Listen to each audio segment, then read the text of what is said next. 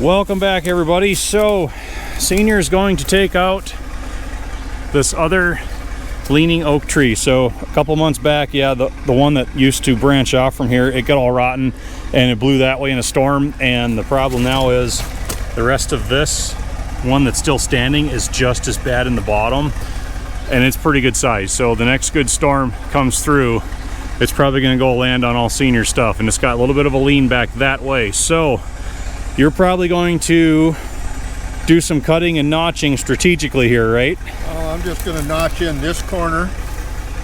I'm going to start that side, work my way around with a square cut. I'm going to leave probably about that much because I don't know how hollow this is in here. Probably fairly hollow. So I want to make sure there's enough. It makes firewood if it doesn't make saw logs. So I don't care what it does to the rest of this. I think we got enough power to pull it over. But so the plan is to leave enough holding wood at the bottom to be a good hinge. Yep. We have the cable hooked up to the RD6 already, and we're going to try and shoot the gap between that tree and that tree. Main goal here is just to get it past center so that it's going to go opposite of where all the stuff is lying over there. So hoping for no collateral damage, but if we hurt one of these two trees in the process, they'll just have to come down too. So let's do it, huh? Do it.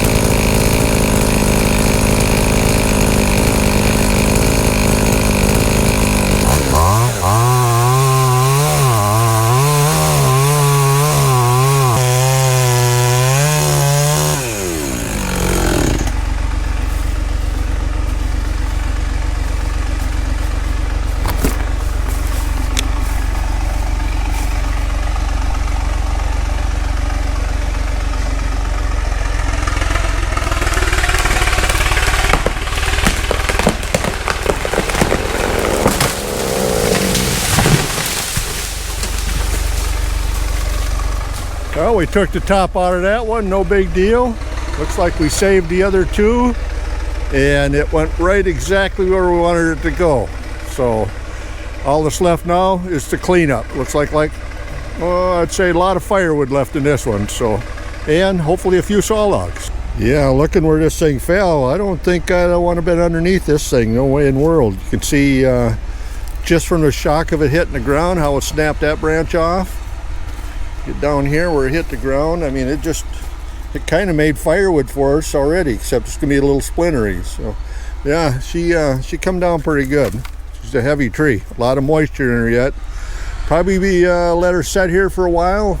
Them leaves will suck a lot of moisture out of it yet, so at least it's on the ground, and I'm not worried about any more casualties, anything sitting around. So good job there. This thing was a little more solid in the center than I thought it was, but as you can see, real close to getting into the rot there. I probably could have did a little more of a hinge here, but this stuff is getting pretty punky anyway, so I think we calculated our cut just about right. And you can see here I had about my 6, maybe a little bit plus hinge I was looking for, so that worked out good.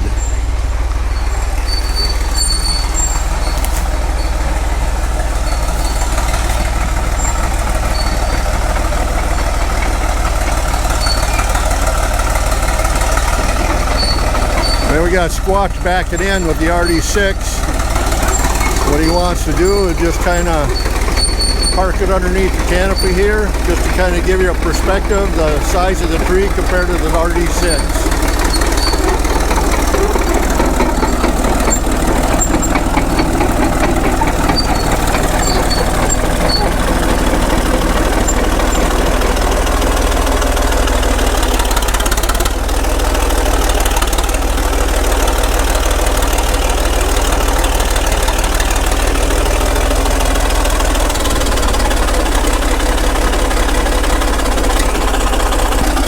Okay, I had to back it in here for the money shot.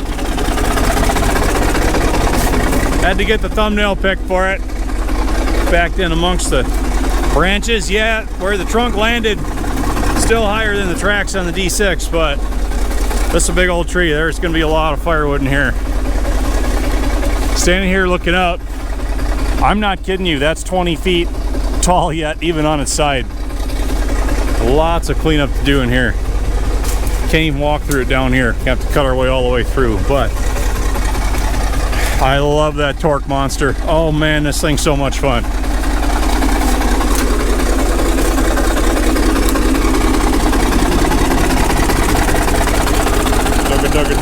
Dugga. Thanks for watching, everybody.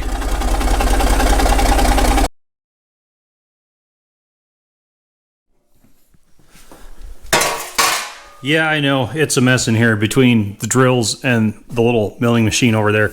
I've been filling this pail full of chips every day for the last week. This is a nightly ritual, just getting it all swept up, cleaned up, and hauled out. But that's part of the job when you're making things out of a lot of heavy metal. So hope you all enjoyed, well, admittedly, this filler episode. We do have fun with those old 3-cylinder cats. I do love those things. They are my favorite, not afraid to say. So I expect to bang on that track press probably another 3 to 4 days, and I'd like to have it done. I also had to up the tonnage. I was going to try my 30-ton hollow ram, decided I'm just going to bite the bullet and go straight to a 50-ton. After kind of doing some experiments with the track link and a pin and a bushing and a little 20-ton press, they're just kind of getting a feel for where each one let go. I think I'd have been topping the 30 out. So we're building it around 50 tons. That was kind of another part of the redesign. So that new hollow rim is supposed to show up tomorrow anyhow. So we'll get that thing finished up and then give you all a pretty good once over of the build. May even include a little bit of footage of the build, and then see if we can't get us some track chains built for old 1113 here. Thanks for watching, everyone. Thanks for being patient. I know the feed's been a bit dead lately, but we're fixing to pick back up here shortly. So hope to see you back.